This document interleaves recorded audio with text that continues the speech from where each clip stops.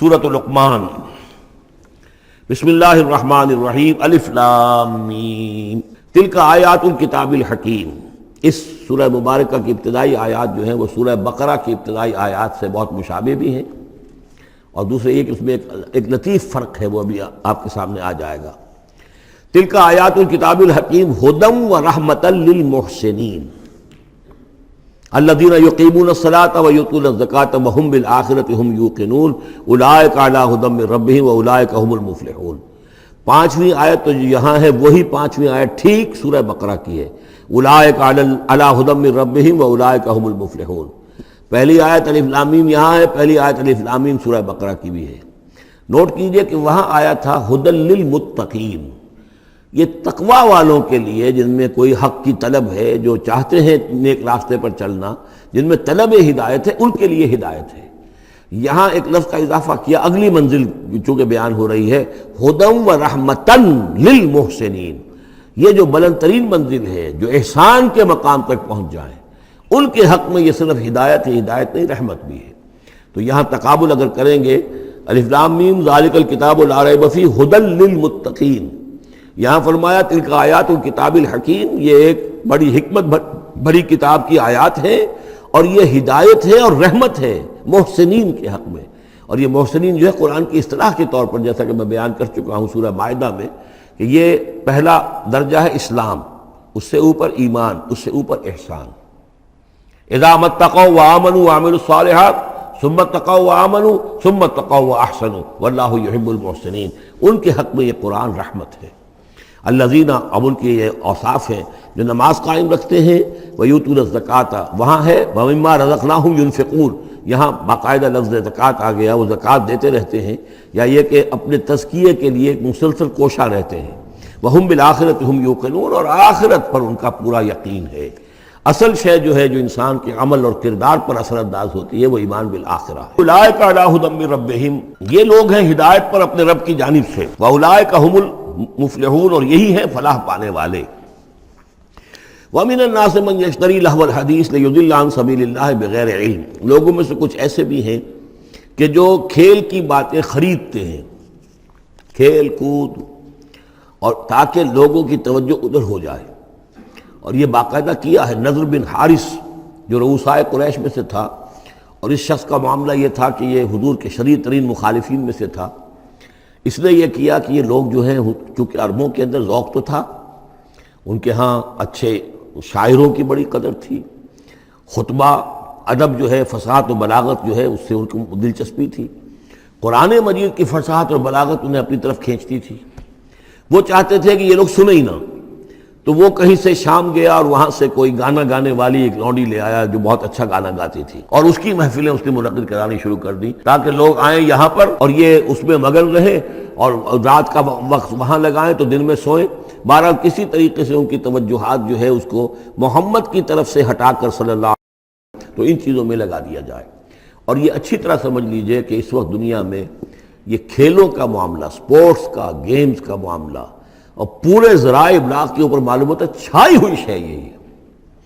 T V کے اوپر تو معلوم ہوتا ہے کہ دنیا کی اہم ترین شے جو ہے وہ یہ گیمز ہیں، ان کے ٹورنامنٹس ہیں، وہ وہاں ہو رہا ہے، یہاں ہو رہا ہے، وہاں ہو رہا ہے، یہاں ہو رہا ہے، یہ ٹینس کا ہے، یہ فلاں کا ہے، یہ تیراکی کا ہے، اور یہ گیم، اس لیے کہ اسی کو دیکھتے رہو۔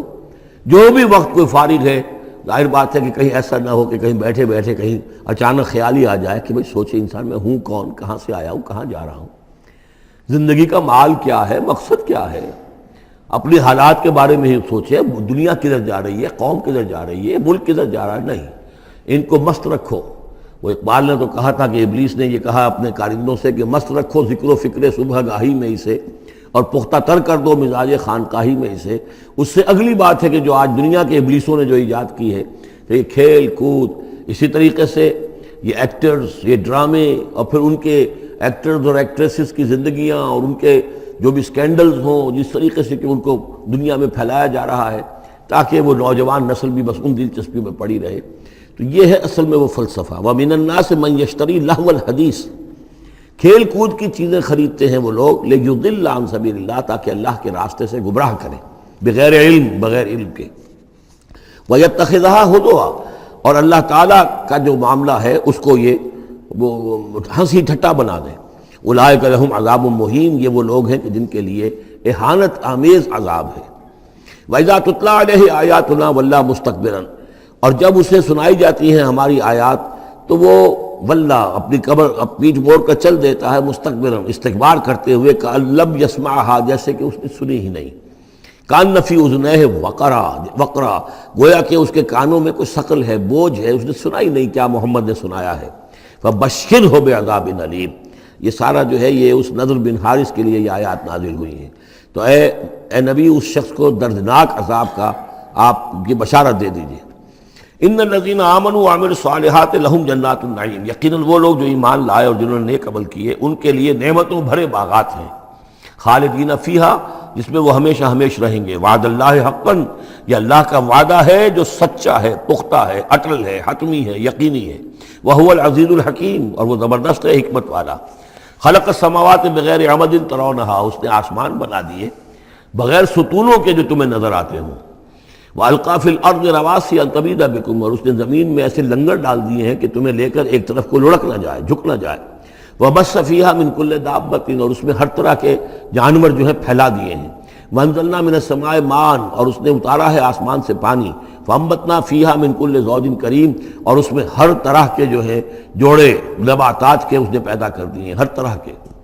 آپ کو معلوم ہے کہ ان کی بھی فیملیز ہوتی ہیں، یہ سٹرس فیملی ہے اور یہ فلاں فیملی ہے، اس طریقے سے اللہ تعالیٰ نے ان کے بھی خاندان بنائے ہوئے۔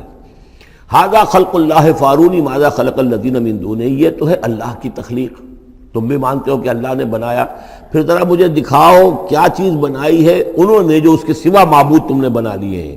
بل الظالمون فی ضلال مبین، ظاہر ہے کہ ایسے ان کے عقیدے میں بھی یہ بات نہیں تھی۔ یہ دوسری بات ہے کہ وہ متوجہ نہیں ہوتے تھے، جو کچھ کر رہے ہیں اس کا کبھی تجزیہ نہیں کرتے تھے، لیکن یہ ہے کہ یہ ظالم جو ہے یہ کھلی گمراہی میں پڑے ہوئے ہیں۔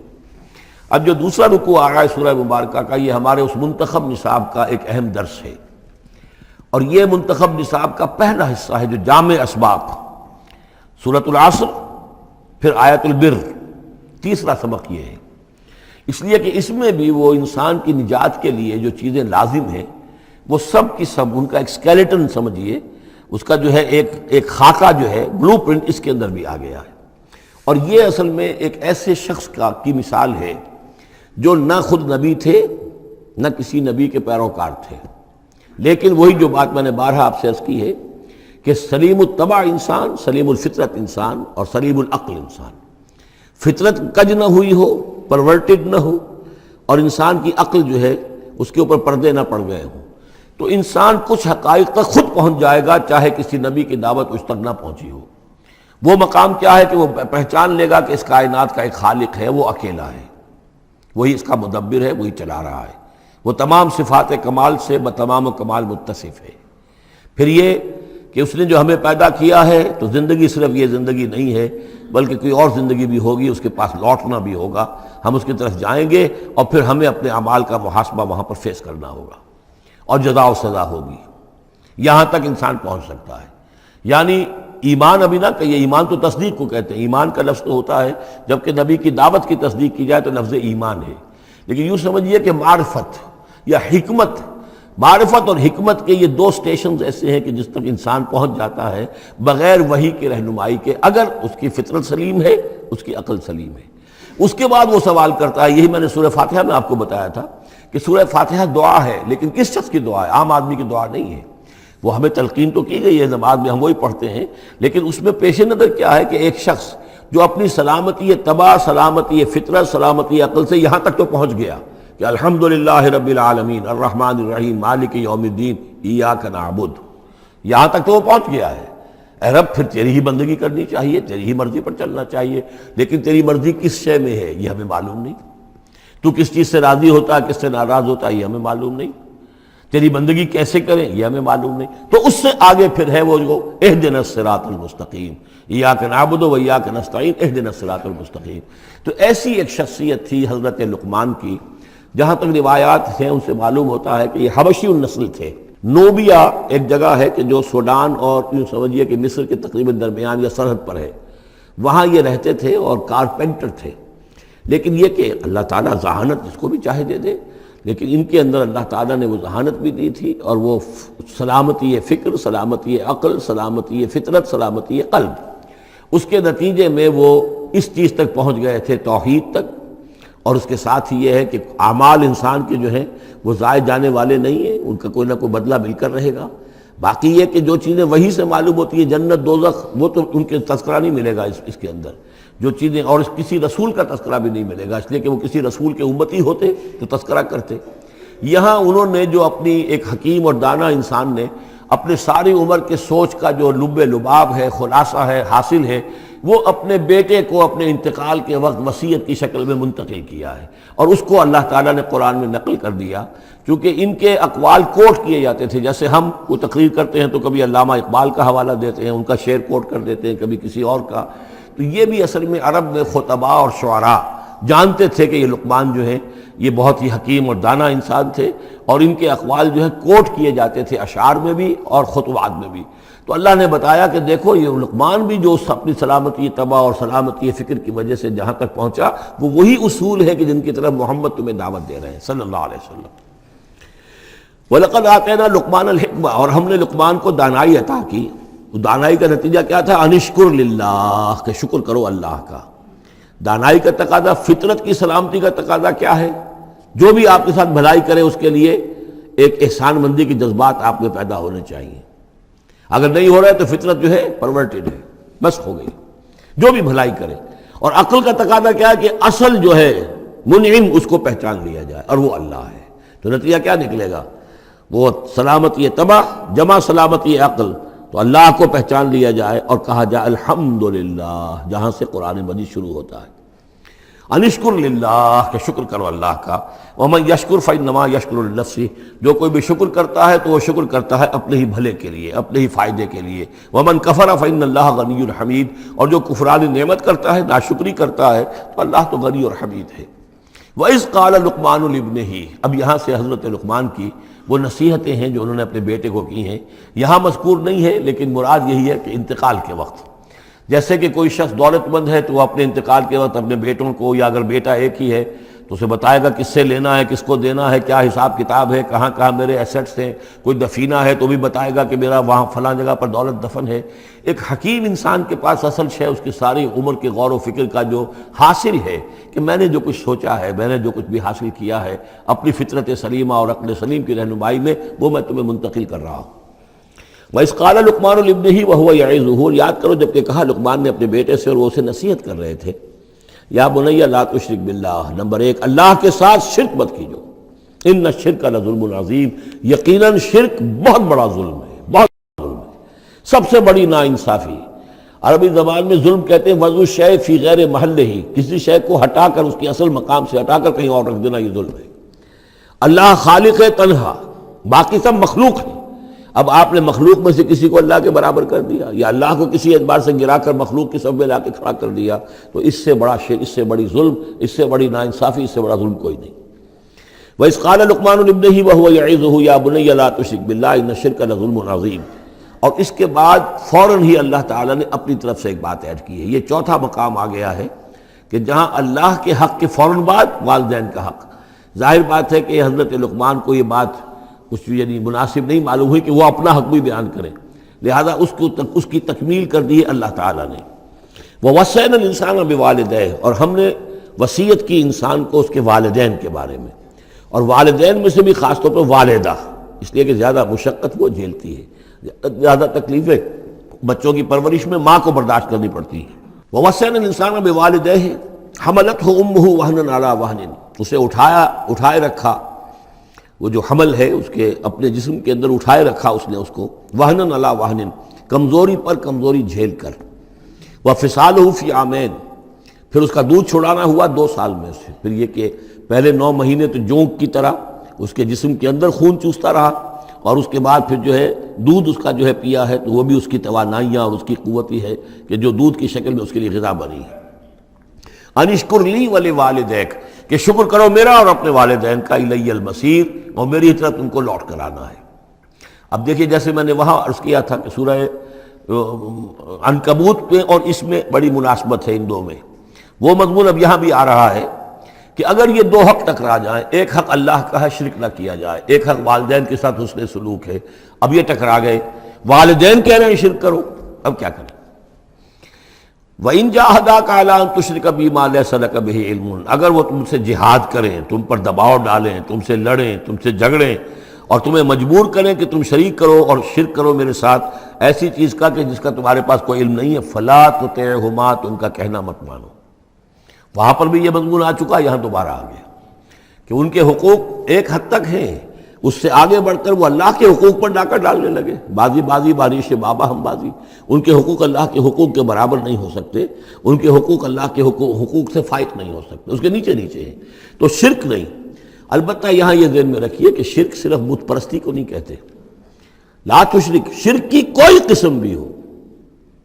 اب اللہ کے کسی ایک حکم کو اگر والدین کہتے ہیں توڑو، اس کا کیا مطلب ہے؟ یہ شرک کا حکم دے رہے ہیں، اس لیے کہ آپ نے والدین کے کہنے پر اللہ کے حکم کی خلاف ورزی کی، اس کا مطلب ہے کہ آپ نے مطاع اور معبود والدین کو بنا لیا۔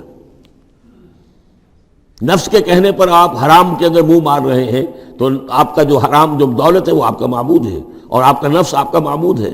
ارأیت من اتخذ الہہ ہواہ، کیا تم نے دیکھا اس شخص کو جس نے اپنی خواہش نفس کو اپنا معبود بنا لیا؟ تو شرک کا مفہوم جو ہے اس کا پورا وسیع مفہوم، اور جیسا کہ اس سے پہلے بھی تذکرہ ہو چکا ہے، اس پر الحمدللہ کہ میں نے تقریباً 20 سال پرانی بات ہے یہ، کہ میں نے اقسام حقیقت و اقسام شرک پر 6 گھنٹے کے کیسٹس جو ہیں میرے وہ ریکارڈڈ ہیں اور موجود ہیں۔ تو اس حوالے سے اس کو یہ نہیں سمجھنا چاہیے کہ شرک سے مراد صرف بت پرستی ہے۔ وَإِن جَاهَدَاكَ عَلَىٰ أَن تُشْرِكَ بِي مَا لَيْسَ لَكَ بِهِ عِلْمٌ فَلَا تُطِعْهُمَا، لیکن دیکھیے یہ ہے اللہ تعالیٰ کی تعلیم، اس کے اندر کیا توازن ہے۔ اس کا یہ مطلب نہیں ہے کہ والدین کے سارے حقوق ہی ساقط ہو گئے۔ اگر والدین مشرک ہیں، تمہیں شرک کرنے کا حکم دے رہے ہیں تو ان کا یہ حکم تو نہیں مانو گے، لیکن ان کے ساتھ حسن سلوک پھر بھی کرنا ہے۔ والد تو ہے نا، وہ والدہ تو ہے نا، وَصَاحِبْهُمَا فِي الدُّنْيَا مَعْرُوفًا، دنیا میں ان کے ساتھ رہو بہتر انداز میں، صحیح انداز میں خدمت ان کی کرو، اگر انہیں ضرورت ہے تو اپنا مال ان پر خرچ کرو۔ اس کے اندر یہ نہیں ہوگا کہ سارے حقوق ساقط ہو گئے، اب انہیں گالیاں دینی شروع کر دو یا ان کو جو ہے ستانا شروع کر دو، نہیں۔ لیکن اگر وہ اللہ کے حکم کے خلاف کوئی حکم دیتے تو مت مانو۔ وَاتَّبِعْ سَبِيلَ مَنْ أَنَابَ إِلَيَّ، اور پیروی کرو اس شخص کے راستے کی کہ جو میری طرف اپنا رخ کر چکا ہے۔ یعنی والدین کا اتباع نہیں ہے، والدین کی اطاعت نہیں ہے، والدین کے ساتھ حسن سلوک ہے۔ اطاعت ہوگی اگر اللہ کی اطاعت کے مطابق، اس کے دائرے کے اندر تو اطاعت بھی ہوگی، لیکن بالفعل اور آزادانہ کوئی اطاعت نہیں والدین کی۔ کہیں بھی قرآن مجید میں نہیں آیا اپنے والدین کی اطاعت کرو۔ کیا حکم دیا گیا؟ حسن سلوک، نیک سلوک، ان کی ضرورت، ان کی خبر گیری ہے، ان کی خدمت ہے، ان کی ضروریات کا لحاظ رکھنا، اس کا حکم ہے۔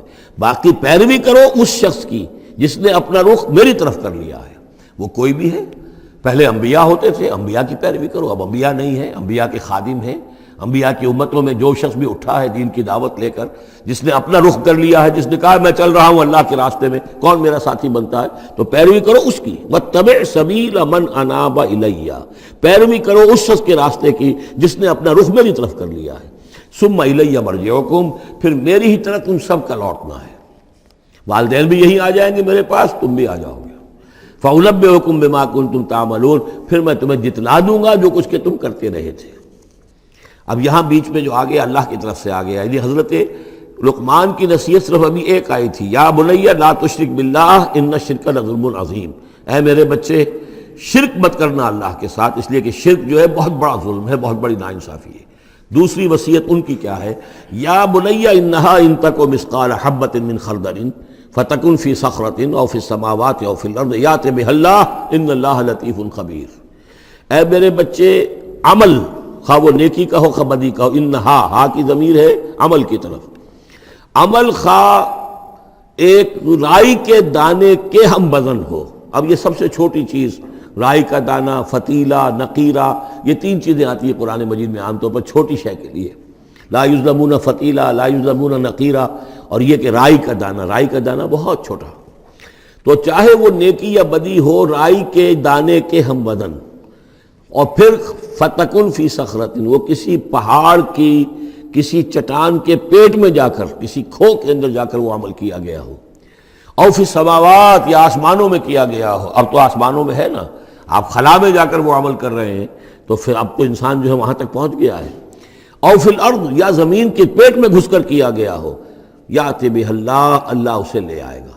یعنی انسانی اعمال، انسان اشرف المخلوقات ہے، اور انسانی اعمال ایسی گھٹیا چیز نہیں ہے کہ ایسے ضائع کر دے اللہ، چاہے وہ نیکی ہے چاہے بدی۔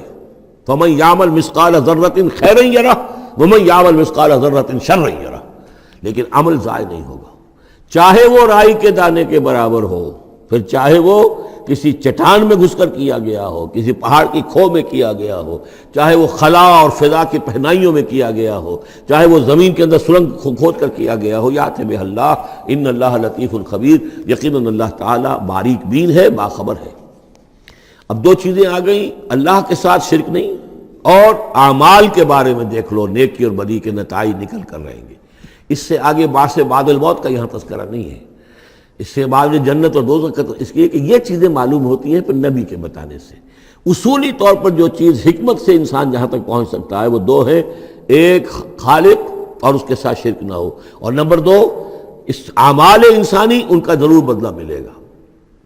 اب اس کے بعد تیسری بات، یا بنی اقم الصلاۃ، نماز قائم رکھ، یعنی جس اللہ کو تم نے پہچان لیا ہے، اب محض ایک مرتبہ پہچان لینا کافی نہیں ہوگا، اسے یاد رکھنا ضروری ہے، ورنہ شیطان تمہیں ورغلائے گا، تمہیں ادھر ادھر سے جو ہے تمہارا نفس تمہیں غلط راستے پر ڈال دے گا، جب تک کہ یہ ایمان باللہ مستحضر نہ رہے ذہن کے اندر۔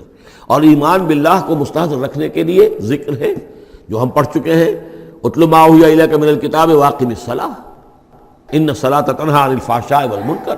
لہذا اب نماز کون سی تھی وہ ہم نہیں جانتے، لیکن کوئی ذریعہ ایسا ہونا چاہیے کہ تم اللہ کو یاد کیا کرو۔ یا بنی اقم الصلاۃ، اور نمبر 4 وَأَمُرْ بِالْمَعْرُوفِ وَانْهَ عَنِ الْمُنْكَرِ، اور نیکی کا حکم دو اور بدی سے روکو۔ یہ بھی تمہاری ذمہ داریوں میں سے ہے، یہ بھی انسان کی، یوں سمجھیے کہ اس کی انسانیت، اس کی شرافت، اس کی مروت کا تقاضا ہے کہ وہ اپنے جو ابنائے نو ہیں، جو بھی انسان ہیں، ان کی بھلائی کے لیے کوشاں ہوں، اور سب سے بڑی بھلائی ان کی، سب سے بڑی خدمت یہی ہے کہ انہیں برائیوں سے روکا جائے اور بھلائیوں کی دعوت دی جائے۔ وَاصْبِرْ عَلَىٰ مَا أَصَابَكَ، اور یہ بھی جان لو کہ اگر یہ امر بالمعروف اور نہی عن المنکر کرو گے تو تکلیفیں آئیں گی، مصیبت آئیں گی۔ پسند تو کسی کو نہیں ہے کہ آپ اس پر تنقید کریں۔ اگر آپ کسی بچے کو بھی سڑک پر کھیل رہا ہو، گلی میں کھیل رہا ہو، اگر آپ اس سے کہہ دیں کہ بیٹے یہ کوئی کرکٹ کھیلنے کی جگہ نہیں ہے، کسی کی گاڑی کا شیشہ توڑو گے تم، تو آپ دیکھ لیجئے پھر کیا آپ کا وہ اس کو کیا جواب دے گا آپ کو۔ اسی لیے آپ بولتے ہی نہیں ہیں کہ اب لے کر وہاں سے نکل جائیں، تو کسی کو بھی نصیحت پسند نہیں ہے، حق کڑوا ہے۔ لہذا اب اگر حق کہنا ہے اور نصیحت کرنی ہے تو پھر تیار رہو کہ وہ ممکن ہے تمہیں پلٹ کر گالی دے دے، وہ کہے کہ تم پہلے ذرا اپنے دامن کو دیکھو تمہارے کتنے دھبے ہیں۔ اب جو بھی ہو برداشت کرو، اور اگر کوئی بڑی بات ہے، اگر فرعون کے سامنے جا کر حق کہو گے تو وہ تو کہے گا کہ میں تمہیں جیل میں ڈالوں گا۔ تو اس طریقے سے یہ وَاصْبِرْ عَلَىٰ مَا أَصَابَكَ، پھر جو شے بھی تم پر آئے اس پر صبر کرو، إِنَّ ذَلِكَ مِنْ عَزْمِ الْأُمُورِ، یقیناً یہ چیزیں ہیں جو بڑی ہمت کے کاموں میں سے۔ گویا کہ وہ چاروں چیزیں اس میں آ گئیں، وَالْعَصْرِ إِنَّ الْإِنسَانَ لَفِي خُسْرٍ إِلَّا الَّذِينَ آمَنُوا وَعَمِلُوا الصَّالِحَاتِ وَتَوَاصَوْا بِالْحَقِّ وَتَوَاصَوْا بِالصَّبْرِ۔ یہاں اصطلاحات ذرا علیحدہ ہو گئی، تواصی کے بجائے امر بالمعروف نہی عن المنکر آ گیا، صبر جو کا تو ہے، باقی ایمان اور وہ تمام چیزیں، اعمال صالحہ میں سے نماز آ گئی، والدین کے ساتھ حسن سلوک آ گیا۔ آخری دو آیتیں ہیں وَلَا تُصَعِّرْ خَدَّكَ لِلنَّاسِ، اور دیکھو اپنے گالوں کو پھلا کر مت رکھو لوگوں کے سامنے، یعنی تکبر اور غرور، اس انداز میں رہنا۔ وَلَا تَمْشِ فِي الْأَرْضِ مَرَحًا، اور تم زمین میں اکڑ کر نہ چلو۔ ان اللہ لا يحب كل مختال فخور، یقیناً اللہ تعالیٰ کو جو اکڑنے والے ہیں، اور یہ مختال بنا ہے خیل سے، خیل کہتے ہیں گھوڑے کو، گھوڑے کی چال میں ایک تمکنت ہوتی ہے، تو جب انسان بھی بڑی تمکنت کے ساتھ چلتا ہے تو وہ گویا کہ اختیال بن گیا۔ لا يحب كل مختال فخور، شیخی خورے، فخر کرنے والے، اکڑنے والے اللہ کو پسند نہیں ہے۔ یہ مضمون سورہ بنی اسرائیل میں بھی آ چکا ہے۔ وَلَا تَمْشِ فِي الْأَرْضِ مَرَحًا إِنَّكَ لَن تَخْرِقَ الْأَرْضَ وَلَن تَبْلُغَ الْجِبَالَ طُولًا، تم کتنا ہی پاؤں مار کر چلو ہماری زمین کو پھاڑ نہیں سکتے، اور کتنی گردن اکڑا لو، اونچے ہو جاؤ، سینہ تان لو اور اوپر ترا بھی چڑھا لو، لیکن یہ کہ تم پہاڑوں کی اونچائی تک نہیں پہنچ سکتے۔ آخری بات فرمائی وَاقْصِدْ فِي مَشْيِكَ، اپنی چال میں میانہ روی اختیار کرو۔ یہ میانہ روی ہر اعتبار سے، چال میں بھی، خرچ میں بھی، وَالَّذِينَ إِذَا أَنفَقُوا لَمْ يُسْرِفُوا وَلَمْ يَقْتُرُوا وَكَانَ بَيْنَ ذَلِكَ قَوَامًا، یہ ایک میچور شخصیت کا کہ اس کے اندر ہر اعتبار سے معلوم و توازن ہو، انتہا پسندی کسی بھی اعتبار سے نہ ہو۔ وَاقْصِدْ فِي مَشْيِكَ وغضض من صوتک، اور اپنی آواز کو پست رکھو۔ اس کا مطلب کیا ہے کہ کہیں کوئی آرگومنٹ ہے، کہ جھگڑا ہو گیا ہے تو آواز کو بلند کرنے کی کوشش نہ کرو، بات اپنی کرو۔ عام طور پر یہ ہوتا ہے کہ جب آدمی دیکھتا ہے کہ میری دلیل تو کمزور پڑ گئی تو پھر وہ اپنی آواز کی والیوم بڑھا کر کوشش کرتا ہے کہ کمپنسیٹ کرے کہ دلیل عقلی اعتبار سے تو کمزور ہے لیکن میری آواز جو ہے وہ اس کے اندر وزن پیدا کر دے۔ ولا وغضض من صوتک، اور دیکھو ان انکر الاصوات لصوت الحمیر، آواز جو گدھے کی ہوتی ہے وہ ڈھیچو ڈھیچو جب کرتا ہے تو بلند تو وہ بہت ہوتی ہے لیکن کس قدر ناپسندیدہ آواز ہے، کتنی ناپسندیدہ آواز ہے۔ تو آواز کی بلندی کوئی حسن نہیں ہے، اصل تو یہ شے ہے کہ آپ جو بات کہیں وہ وزنی ہو، وہ دلیل کے ساتھ ہو، اور وہ آپ اپنی بات کو منوا سکیں اس کے حوالے سے۔ الم تروا ان اللہ سخر لکم ما فی السماوات وما فی الارض واسبغ علیکم نعمہ ظاہرۃ وباطنہ ومن الناس من يجادل في الله بغير علم ولا هدى ولا كتاب منير صدق اللہ العظیم۔ کیا تم نے دیکھا نہیں کہ اللہ تعالیٰ نے تمہارے لیے مسخر کر دیا ہے جو کچھ کے آسمانوں میں ہے اور جو کچھ کے زمین میں ہے، یعنی یہ کہ آسمان کے اندر سورج ہے، چاند ہے، یہ سب تمہاری ضرورتیں بہم پہنچانے میں لگے ہوئے ہیں۔ سورج کی تمازت ہے جس سے تمہاری فصلیں پکتی ہیں، اسی سے ہواؤں کا نظام چل رہا ہے، بارشوں کا برسنا، تو یہ سارا معلوم ہوتا ہے کہ تمہارے لیے یہ سب بستر بچھایا ہے اللہ نے اور ساری تمہاری ضرورتیں پوری کی ہیں۔ وَأَسْبَغَ عَلَيْكُمْ نِعَمَهُ، اور اس نے تم پر اپنی ساری نعمتیں مکمل کر دی ہیں، پوری کر دی ہیں۔ ظاہرۃ و باطنۃ، یہ نعمتیں ظاہری بھی ہیں باطنی بھی ہیں، جو باہر سے نظر آتی ہیں دکھتی ہیں جن کو ہم استعمال کرتے ہیں، بہت سی نعمتیں وہ جن کا ہمیں احساس ہی نہیں ہے، ہمارے وجود کے اندر کیا کچھ اللہ تعالیٰ نے ودیعت کیا ہوا ہے اس کا ہمیں پوری طرح احساس بھی نہیں۔ وَمِنَ النَّاسِ مَن يُجَادِلُ فِي اللَّهِ بِغَيْرِ عِلْمٍ، یہ آیت آ چکی ہے سورہ حج میں۔ لوگوں میں سے کچھ ایسے بھی ہیں جو جھگڑتے ہیں اللہ کے معاملے میں یا اللہ کے بارے میں یا اللہ کی احکام کے بارے میں، اللہ کی آیات کے بارے میں، بغیر اس کے کہ بغیر علم کہ ان کے پاس کوئی علم ہو، ولا ہدن، نہ کوئی رہنمائی اور ہدایت ہے، ولا کتاب منیر، نہ کوئی روشن کتاب ہے۔ وَإِذَا قِيلَ لَهُمُ اتَّبِعُوا مَا أَنزَلَ اللَّهُ قَالُوا بَلْ نَتَّبِعُ مَا وَجَدْنَا عَلَيْهِ آبَاءَنَا، اور جب ان سے کہا جاتا ہے کہ پیروی کرو اس کی جو اللہ نے نازل فرمایا ہے، قرآن اتارا ہے، اس کی پیروی کرو، قالوا، وہ کہتے ہیں، بل نتبع ما وجدنا علیہ آباءنا، بلکہ ہم تو پیروی کریں گے اس کی کہ جس کو پر ہم نے پایا ہے اپنے آباء و اجداد کو۔ اور آج کل خاص طور پر یہ لوک ورثہ اور ہماری پرانی روایات، قومی روایات، اور ہماری جو ہیں ہر علاقے کا ایک کلچر ہے، اس کلچر کو زندہ کیا جائے، کروڑ ہر روپیہ ان چیزوں میں صرف کیا جاتا ہے۔ اولو کان الشیطان یدعوہم الی عذاب السعیر، خواہ شیطان ان کو پکار رہا اور بلا رہا ہو، یہ جو باتیں بنا رہے ہیں در حقیقت یہ شیطان کی دعوت اور اس کی تبلیغ ہے در حقیقت، جس کو انہوں نے قبول کیا ہے۔ وہ یدعوہم الی عذاب السعیر، اور وہ انہیں بلا رہا ہے اس جہنم کے عذاب کی طرف۔ وَمَن يُسْلِمْ وَجْهَهُ إِلَى اللَّهِ وَهُوَ مُحْسِنٌ، اور جس شخص نے اپنا چہرہ اللہ کے سامنے جھکا دیا، تابع فرمان کر دیا اپنے چہرے کو الی اللہ، اللہ کی جانب، وَهُوَ مُحْسِنٌ، اور وہ احسان کی روش اختیار کرے، فَقَدِ اسْتَمْسَكَ بِالْعُرْوَةِ الْوُثْقَىٰ، تو اس نے تو مضبوط تھام لیا ہے مضبوط کنڈے کو، اس کا ہاتھ پڑ گیا ہے۔ یہ سورہ بقرہ میں بھی یہ الفاظ آئے تھے آیت الکرسی کے فوراً بعد۔ فَمَن يَكْفُرْ بِالطَّاغُوتِ وَيُؤْمِن بِاللَّهِ فَقَدِ اسْتَمْسَكَ بِالْعُرْوَةِ الْوُثْقَىٰ وَإِلَى اللَّهِ عَاقِبَةُ الْأُمُورِ، اور تمام معاملات کا انجام آخر کار اللہ ہی کے ہاتھ میں ہے، اللہ ہی تک اس کو لوٹا دیا جائے گا۔ وَمَن كَفَرَ فَلَا يَحْزُنْكَ كُفْرُهُ، اور اے نبی جو کفر کر رہا ہے تو آپ اس کے کفر اور کفر کے لیے جو وہ بھاگ دوڑ کر رہا ہے اس سے آپ پریشان نہ ہو، دلگیر نہ ہو۔ الینا مرجعہم، میری طرف ان سب کو لوٹنا ہے، فننبئہم بما عملوا، ہم انہیں اچھی طرح بتا دیں گے، جتلا دیں گے جو کچھ کہ انہوں نے کیا تھا۔ ان اللہ علیم بذات الصدور، یقیناً اللہ تعالیٰ تو جو کچھ سینوں میں چھپا ہوا ہے اس سے بھی واقف ہے۔ نمتعہم قلیلا، ہم انہیں ذرا تھوڑی دیر کے لیے ساز و سامان دے رہے ہیں، دنیا کے اندر یہ مزے لے لیں، مزے لوٹ لیں۔ ثم نضطرہم الی عذاب غلیظ، پھر ہم انہیں کشاں کشاں لے آئیں گے، کھینچ کر پکڑ کر لے آئیں گے اس عذاب کی طرف جو بہت گاڑھا ہے۔ وَلَئِن سَأَلْتَهُم مَّن خَلَقَ السَّمَاوَاتِ وَالْأَرْضَ لَيَقُولُنَّ اللَّهُ، اور جب اگر آپ ان سے پوچھیں کس نے پیدا کیا آسمان اور زمین تو وہ کہیں گے اللہ نے۔ قُلِ الْحَمْدُ لِلَّهِ، کہیے الحمدللہ، ساری حمد بھی پھر اسی کی ہے۔ بل اکثرہم لا یعلمون، لیکن یہ کہ ان کی اکثریت علم نہیں رکھتی۔ للہ ما فی السماوات والارض، آسمان اور زمین میں جو کچھ ہے وہ اللہ کے لیے ہے، اللہ ہی کا ہے، اللہ کی ملکیت ہے، یہ لام تملیک ہے، اللہ کی ملکیت ہے ہر وہ شے جو بھی کچھ ہے آسمانوں میں اور زمین میں۔ ان اللہ هو الغنی الحمید، یقیناً وہ غنی ہے، اسے کوئی احتیاج نہیں، اور حمید ہے، بڑی خوبیوں والا ہے، اپنی ذات میں ستودہ صفات ہے۔ وَلَوْ أَنَّ مَا فِي الْأَرْضِ مِنْ شَجَرَةٍ أَقْلَامٌ، اور اگر جتنے بھی زمین میں درخت ہیں وہ قلم بن جائیں، والبحر، اور سمندر جو ہے وہ سیاہی بن جائے، جیسے میں یہ مضمون سورہ کہف میں بھی آ چکا ہے۔ قُلْ لَوْ كَانَ الْبَحْرُ مِدَادًا لِكَلِمَاتِ رَبِّي وَلَنَفِدَ الْبَحْرُ قَبْلَ أَن تَنفَدَ كَلِمَاتُ رَبِّي وَلَوْ جِئْنَا بِمِثْلِهِ مَدَدًا، اگر پورا سمندر جو ہے میرے رب کے کلمات کو لکھنے کے لیے سیاہی بن جائے تو وہ سیاہی سمندر ختم ہو جائے گا، لیکن یہ کہ میرے رب کے کلمات ختم نہیں ہوں گے چاہے اتنا ہی سمندر اور لے آیا جائے۔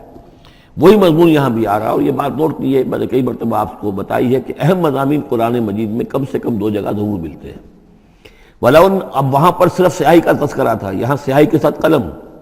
وَلَوْ أَنَّ مَا فِي الْأَرْضِ مِنْ شَجَرَةٍ أَقْلَامٌ، اگر جتنے بھی درخت زمین میں ہیں وہ سب کے سب قلم بن جائیں۔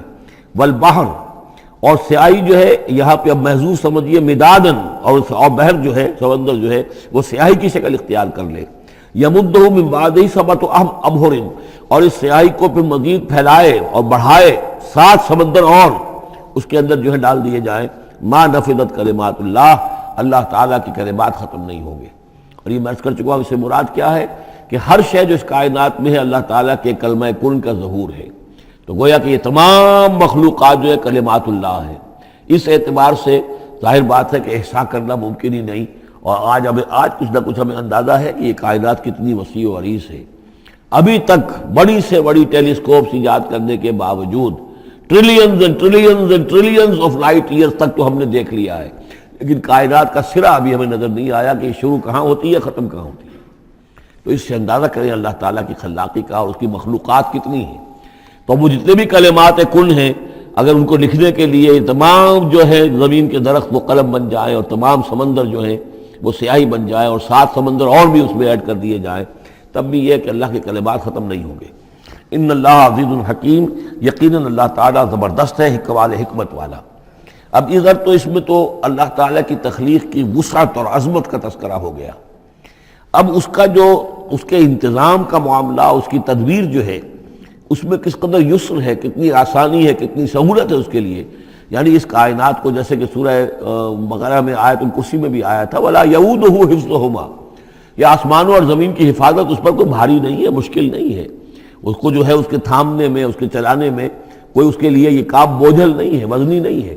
وَلَا يَئُودُهُ حِفْظُهُمَا وَهُوَ الْعَلِيُّ الْعَظِيمُ، تو اسی کو یہاں فرمایا مَا خَلْقُكُمْ وَلَا بَعْثُكُمْ إِلَّا كَنَفْسٍ وَاحِدَةٍ، تم سب کو پیدا کرنا اور تم سب کو دوبارہ پیدا کر لینا اللہ تعالیٰ کے لیے ایسے ہی جیسے ایک نفس کا پیدا کر دینا، اللہ کے لیے یہ اتنا یسیر ہے۔ ان اللہ سمیع بصیر، یقیناً اللہ تعالیٰ سمیع ہے اور بصیر ہے۔ تو گویا کہ ایک ہے اللہ کی تخلیق کی وسعت و عظمت، وہ تو کلمات الہی، اور ایک ہے اللہ تعالیٰ پر یہ کتنا ہلکا ہے، اہون علیہ، یہ اس کے لیے بہت آسان ہے، یسر اور سہولت اللہ تعالیٰ اس کے انتظام کو اور اس کو جو لے کر چل رہا ہے اس پر بھاری نہیں۔ الم تری ان اللہ یولج اللیل فی النہار، کیا تم دیکھتے نہیں کہ اللہ تعالیٰ رات کو پرو لاتا ہے دن میں، ویولج النہار فی اللیل، اور دن کو پرو لاتا ہے رات میں۔ اب یہ ایک تو اس کا مفہوم یہ ہو سکتا ہے کہ جیسے ایک ڈوری ہے، اور اس ڈوری کے اندر اگر آپ نے دانے ڈالے ہوئے تسبیح میں، ایک سیاہ ہے ایک سفید، ایک سیاہ ایک سفید، تو سیاہ کے بعد سفید، سفید کے بعد سیاہ، یہ تو آتا چلا جائے گا۔ ایک یہ ہے کہ کبھی دن بڑھتا ہے اور رات گھٹتی ہے، گویا کہ دن جو ہے رات میں داخل ہو رہا ہے، کبھی رات بڑھنے لگتی ہے دن گھٹنے لگتا ہے، گویا کہ دن جو ہے وہ رات کو انکروچ کر رہا ہے، رات کے حصے کو گویا کہ اس نے قبضے میں کر لے لیا ہے۔ تو اس طریقے سے اللہ تعالیٰ پرو دیتا ہے رات کو دن میں، دن کو رات میں۔ وَسَخَّرَ الشَّمْسَ وَالْقَمَرَ، اور اس نے مسخر کر دیا ہے سورج کو اور چاند کو، كُلٌّ يَجْرِي إِلَىٰ أَجَلٍ مُّسَمًّى، یہ سب کے سب چل رہے ہیں ایک وقت معین تک کے لیے۔ وَأَنَّ اللَّهَ بِمَا تَعْمَلُونَ خَبِيرٌ، اور یقیناً اللہ تعالیٰ جو کچھ کہ تم کر رہے اس سے باخبر ہے۔ ذَلِكَ بِأَنَّ اللَّهَ هُوَ الْحَقُّ، یہ اس لیے کہ اللہ حق ہے۔ وَأَنَّ مَا يَدْعُونَ مِن دُونِهِ الْبَاطِلُ، اور یہ کہ جس کو یہ پکار رہے ہیں اللہ کے سوا وہ سب باطل ہیں، ان کی کوئی حقیقت ہی نہیں۔ باطل اس کو کہتے ہیں جو نظر تو آئے ہو نہ، کوئی حقیقت اس کی نہ ہو، جیسے سراب، پانی نظر آتا ہے لیکن پانی ہے نہیں۔ وَأَنَّ اللَّهَ هُوَ الْعَلِيُّ الْكَبِيرُ، اور یقیناً اللہ تعالیٰ ہی ہے سب سے بلند و بالا اور سب سے بڑا اور عظمت والا۔ أَلَمْ تَرَ أَنَّ الْفُلْكَ تَجْرِي فِي الْبَحْرِ بِنِعْمَتِ اللَّهِ لِيُرِيَكُم مِّنْ آيَاتِهِ، کیا تم دیکھتے نہیں کہ کشتیاں چلتی ہیں سمندر میں یا دریا میں اللہ کی نعمتوں کو لے کر؟ ظاہر بات ہے ٹرانسپورٹ جو ہوتی تھی پہلے بہت بڑی، وہ سمندروں میں کشتیوں سے، دریاؤں میں بھی۔ لِيُرِيَكُم مِّنْ آيَاتِهِ، تاکہ وہ تمہیں دکھائے اپنی آیات میں سے۔ ان فی ذلک لآیات لکل صبار شکور، یقیناً اس میں آیات ہیں، لیکن کس کے لیے؟ ان سب لوگوں کے لیے جو صبر کرنے والے ہیں، شکر کرنے والے ہیں۔ صبار یہ بھی مبالغے کا صیغہ ہے، فعال کے وزن پر، بہت صبر کرنے والا۔ شکور فعول کے وزن پر ہے، بہت زیادہ شکر کرنے والا۔ وَإِذَا غَشِيَهُم مَّوْجٌ كَالظُّلَلِ، اور جب یہ کبھی سمندر میں ہوتے ہیں اور ان کے اوپر ایک موج چڑھتی ہے اور ڈھانپ لیتی ہے انہیں جیسے کہ بادل ہوں، ایسی موج آ رہی ہے کہ گویا کہ وہ تمہارے اوپر سے گزر جائے گی۔ دعوا اللہ مخلصین لہ الدین، تو وہ پکارنے لگتے ہیں اللہ کو اسی کے لیے اپنی اطاعت کو خالص کرتے ہوئے۔ فلما نجاہم من البر، اور جب اللہ انہیں نجات دے کر لے آتا ہے خشکی پر، فمنہم مقتصد، تو ان میں سے کچھ وہ لوگ ہیں کہ جو بیچ کی چال پر چلتے ہیں، یعنی یہ کہ اکثر و بیشتر جو ہیں وہ پھر شرک کی راہ اختیار کر لیتے ہیں۔ وما یجحد بآیاتنا الا کل ختار کفور، اور ہماری آیات کا انکار نہیں کرتے مگر وہی جو قول کے جھوٹے ہیں اور ناشکر ہیں۔ یا ایھا الناس اتقوا ربکم واخشوا یوما، اے لوگو اپنے رب کا تقوی اختیار کرو اور ڈرو اس دن سے، لا یجزی والد عن ولدہ، جس دن کوئی والد اپنے بیٹے سے کسی شے کو دور نہیں کر سکے گا، بچا نہیں سکے گا کسی بھی چیز سے، ولا مولود هو جاز عن والدہ شیئا، اور نہ ہی بیٹا جو ہے وہ اپنے باپ سے کوئی شے دور کر سکے گا، کوئی کسی کے کام نہیں آئے گا، نہ باپ بیٹے کے نہ بیٹا باپ کے، تو باقی سارے رشتے جو ہیں وہ تو اس کے بعد ثانوی ہیں۔ ان وعد اللہ حق، یہاں وہ آیت بھی یاد آ گئی ہوگی آپ کو، یا بنی اسرائیل اذکروا نعمتی التی انعمت علیکم انی فضلتکم علی العالمین واتقوا یوما لا تجزی نفس عن نفس شیئا ولا یقبل منها شفاعۃ ولا یؤخذ منها عدل ولا هم ينصرون۔ یا ایھا الناس اتقوا ربکم واخشوا یوما لا یجزی والد عن ولدہ ولا مولود هو جاز عن والدہ شیئا ان وعد اللہ حق، اللہ کا وعدہ سچا ہے، شدنی ہے، اٹل ہے، ہو کر رہے گا، قیامت آ کر رہے گی، جزا و سزا ہو کر رہے گی۔ فلا تغرنکم الحیات الدنیا، تو دیکھو تمہیں نہ دھوکے میں ڈال دے یہ دنیا کی زندگی، تم اسی کے اوپر ریجھ جاؤ، اسی میں مگن ہو جاؤ، اسی میں گم ہو جاؤ، تو گویا کہ یہ تمہارے لیے پھر دھوکے کی ٹٹی بن گئی کہ اصل زندگی سے تمہیں جو ہے ذہناً جو ہے اس نے غافل کر دیا۔ ولا یغرنکم باللہ الغرور، اور دیکھنا وہ دھوکے باز تمہیں اللہ تعالیٰ کی شان غفاری کے حوالے سے دھوکہ نہ دے۔ یہ شیطان آ کر یہ بھی کہتا ہے کہ اللہ تو بڑا غفار ہے، تم نے کیا کیا، کچھ چھوٹے سے گناہ تھوڑے سے کیے، اللہ کی مغفرت تو بہت وسیع ہے، خامخواہ کاہے کو گھبراتے ہو، کاہے کو توبہ کرتے ہو۔ تو یہ جو ہے اللہ کی رحیمی، اللہ کی شان غفاری کا حوالے سے دھوکے میں دینا انسان کو۔ ولا یغرنکم باللہ الغرور ان اللہ عندہ علم الساعہ، اللہ ہی ہے کہ جس کے پاس ہے قیامت کا علم کہ قیامت کب آئے گی۔ ساعہ اور قیامہ، اس کے فرق کو ذہن میں رکھیے۔ گھڑی وہ معین گھڑی جبکہ زلزلہ ہوگا اور یہ اجرام سماویہ جو ہیں وہ ایک دوسرے سے ٹکرائیں گے اور پہاڑ جو ہے روئی کی گالوں، یہ ساعہ ہے جس میں کہ ہلاکت ہوگی دنیا کی آخری۔ اور پھر باس بادل موت کے بعد جو دن آنا ہے وہ قیامہ ہے۔ قیام کہتے ہیں کھڑے ہونے کو، اس دن کھڑے ہوں گے لوگ اور حاضر ہوں گے اپنے رب کے حضور میں۔ تو عام طور پر ہم قیامت کا لفظ جب بولتے ہیں تو ساعت کی جگہ پر بولتے ہیں۔ قرآن کی جو پرٹیکولر اپنی ٹرمینالوجی ہے اس میں یہ ساعہ ہے، وہ گھڑی کہ جس میں ہلچل ہوگی اور یہ جو بھی کچھ ہونا ہے جس کا کہ نقشہ کھینچا گیا، القاریہ والقاریہ وما ادراک ما القاریہ، یہ ہے الساعہ۔ لیکن پھر جب باس بعد الموت کے بعد جب کھڑے ہونا ہے قبروں سے نکل کر اللہ کے حضور میں، تو یہ ہوگا قیامہ، کھڑے ہونے کا دن۔ ان اللہ عندہ علم الساعہ، وہ ساعت کب آئے گی اس کا علم صرف اللہ کے پاس ہے۔ وَيُنَزِّلُ الْغَيْثَ، وہی بارش برساتا ہے۔ وَيَعْلَمُ مَا فِي الْأَرْحَامِ، وہ جانتا ہے جو کچھ کے رحموں میں ہے، ماں کے پیٹ میں کیا ہے وہ جانتا ہے۔ وَمَا تَدْرِي نَفْسٌ، اور کوئی جان نہیں جانتی ماذا تکسب غدا، کہ کل وہ کیا کمائی کرے گی۔ وَمَا تَدْرِي نَفْسٌ، اور کوئی جان نہیں جانتی بِأَيِّ أَرْضٍ تَمُوتُ، کہ کس زمین میں اس کی موت واقع ہوگی۔ ایک شخص ہے اپنے ملک سے صرف چند دن کے لیے کہیں باہر گیا، وہیں انتقال ہو گیا، اسے کبھی گمان بھی نہیں ہو سکتا تھا۔ سال ہر سال سے کہیں مقیم ہے، وہاں موت نہیں آئی، اور کہیں گیا ہے اور وہاں موت آ گئی۔ تو کوئی نہیں جانتا کس زمین میں اس کی موت واقع ہوگی. ان اللہ علیم الخبیر، یقیناً اللہ تعالیٰ علیم اور خبیر ہے. یہ جو 5 چیزیں یہاں گنوائی گئی ہیں، اس میں آج کل بڑا اشکال ہے، اور لوگ کہتے ہیں کہ یہ آپ پتہ چل جاتا ہے کہ ماں کے رحم میں جو ہے، ماں کے پیٹ میں بیٹا ہے یا بیٹی ہے. اس کے 2 اعتبار سے اس کو سمجھ لیجئے. اس آیت میں 5 چیزوں کا ذکر ہے. پہلی چیز میں حصر کا اسلوب ہے کہ یہ چیز صرف اللہ کو معلوم ہے، اگرچہ یہاں یہ نہیں لکھا ہوا ہے کہ اللہ کے سوا کوئی نہیں جانتا، پھر بھی چونکہ حصر کا اسلوب ہے. ان اللہ عندہ علم الساعہ، یقیناً اللہ ہی ہے جس کے پاس ہے قیامت کا علم، ساعت کا علم. اس میں بھی گویا کہ نفی ہو گئی کہ کوئی اور نہیں جانتا.